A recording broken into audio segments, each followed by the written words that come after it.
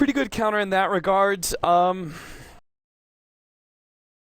The way I see it, zero respect. I mean, it's kind of weird that they went for Dragonite and Naga Siren. I feel like they're almost antithesis. Weha getting very close on top of Matrice, goes for the Rocket Barrage.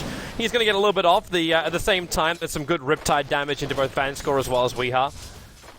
And they have to be mindful of the Rubik, not because of damage, just because of telekinesis lift when you get that close. Glimpse should be off cooldown, but he's a little bit too far away, so instead they move over to the Rubik. Fissure off cooldown, but very well out of position. No stuns, but just blocks in the Rubik instead, and this should spell the first blood if they get close enough. Glimpse him back, well, that's one way to get close. First blood spilled by the Gyrocopter, and that is going to be forcing up. Are they playing about to pick up level 5? Oh, good Fissure. Great hit. And this big problems for DK. He took so much damage from the tower. Wiz kept him alive for a long time too, but tosses back off cooldown, and now in comes the Earthshaker. Nice Dragon Tail stun. There was no other stun following up from EGM. He did not have the mana for it. But now vanskor dragging the Wisp into the mid lane with a Thunder Strike. Creo's going to drop stun. That's all they want. And it's the Rubik who's hanging in the tree line. Bamboo smoke breaks, so he knows, yep, hello, son. And Wind Ranger with the power shot will take the kill. I think he actually sniped him out of air. Oh, wow. Naga Siren ends up going down. This time around, he's got the Song of Siren though, and they're going to go for the kill. Nice. Great initiation. Do they have enough?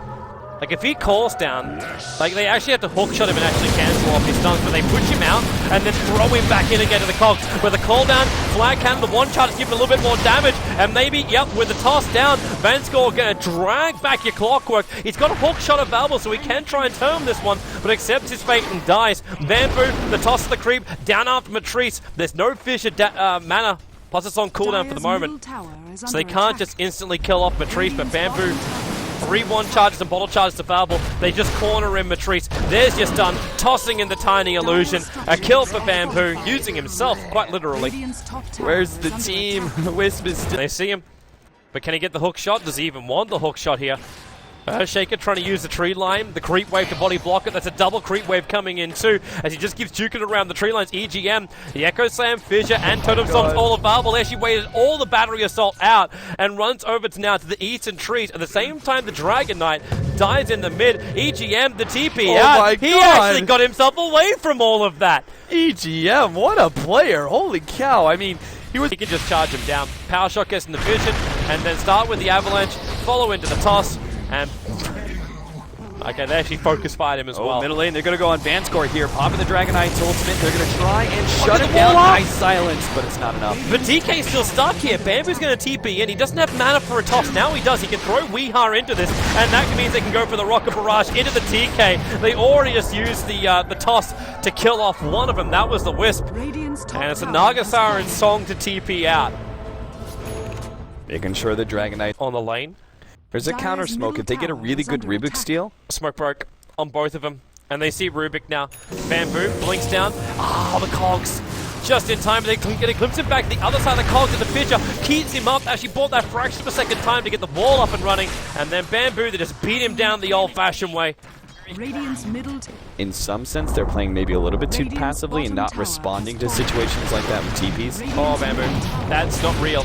That was an illusion. Comes to relocate. Yeah, but at the same time, Jari just turns on the call down. Needs to get that flag hand off too, but the disruptor ulti stopping DK from getting any kind of breathe fire. There's no extra magical damage coming in, so he'll go down. Another toss in. They keep the Rocket Barrage going. The Ursa was able to take up a little bit for the Rubik, but he still end up dropping down. And Clockwork, a hook shot in, looking for the battery assault, and they just decided to try and kill him inside of his own cogs. A 5-hero wipe. For what cost of 4 CNL? Nothing. They lost absolutely jack all. Life a living hell for the Rubik as well as the Wisp. Or do you just think about it from a dire perspective, which is, well, one tiniest kill.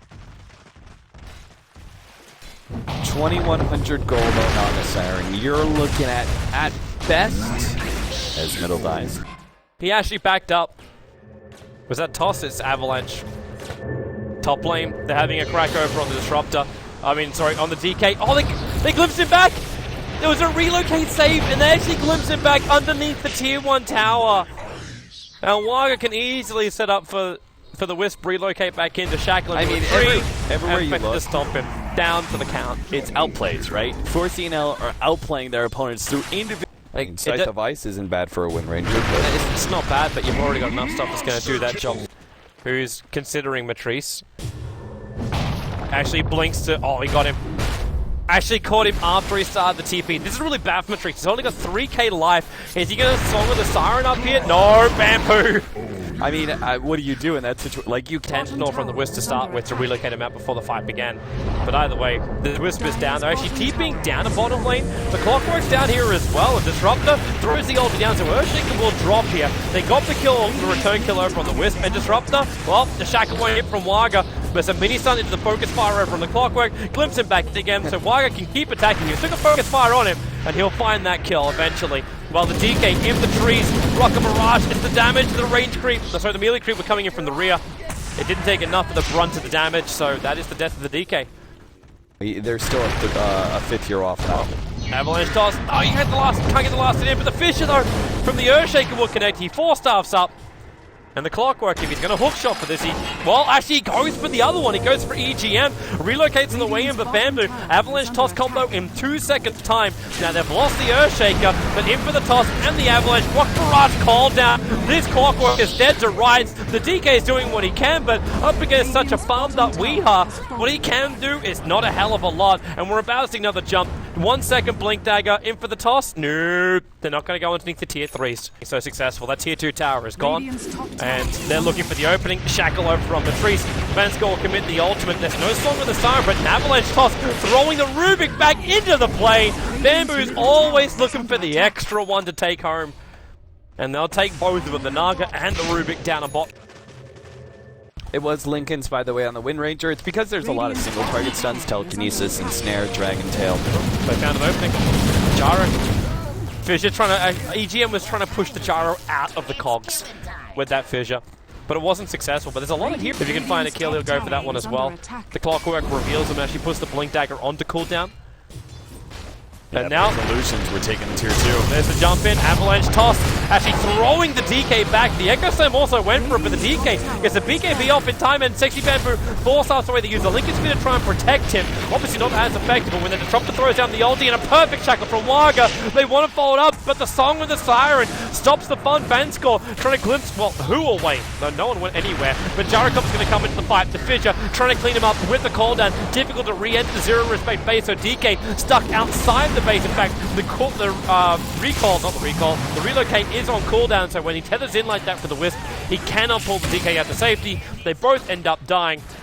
At least Waga's, well, sort of surviving. They're trying to chase him down. That Rocket's on cooldown, but then Avalanche toss. The power shot almost killing himself because of the blade mail. But he'll survive through it all. Didn't get close enough to attack. Doesn't really matter too much.